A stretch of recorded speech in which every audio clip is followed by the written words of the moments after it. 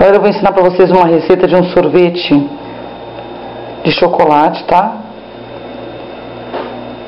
Os ingredientes são, ó, 2 danetes, 4 colheres de leite em pó. Aqui, nessa tigelinha eu coloquei um leite condensado, 2 caixinhas de creme de leite e uma barrinha de chocolate derretido, tá? Pode ser meio amargo ou ao leite.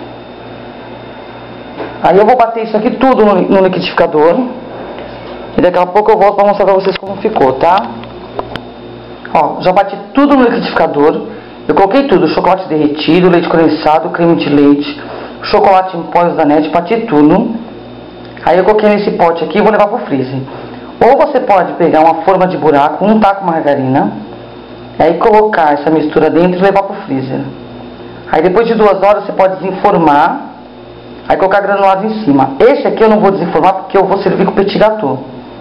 Então eu não vou desenformar, mas quando você coloca na forma de buraco, você pode desenformar.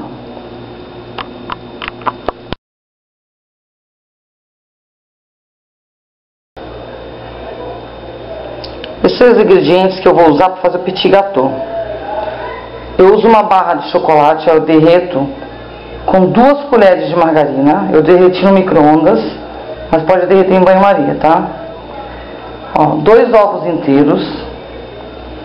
Aqui eu misturei 2 gemas com 3 colheres de açúcar. Aí mexi.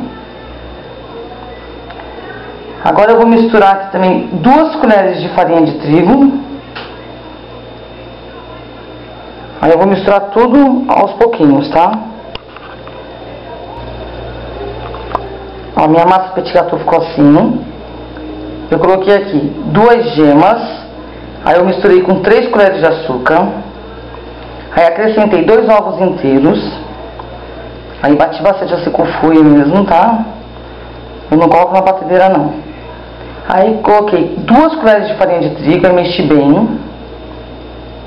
Aí separado eu derreti no micro-ondas uma barra de chocolate que pode ser ao leite ou meio amargo, com 2 colheres de margarina.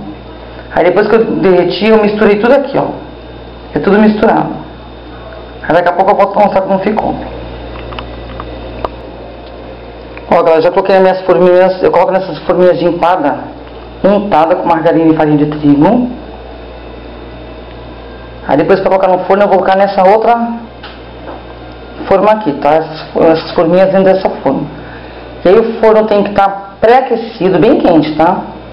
Aí você vai colocar por 7 minutos. Não pode ser mais de 7 minutos, senão vira bolo.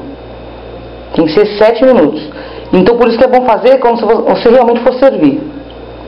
Antes de falar de servir, você coloca lá no forno pra tirar, pra ficar aquele creminho por dentro, tá?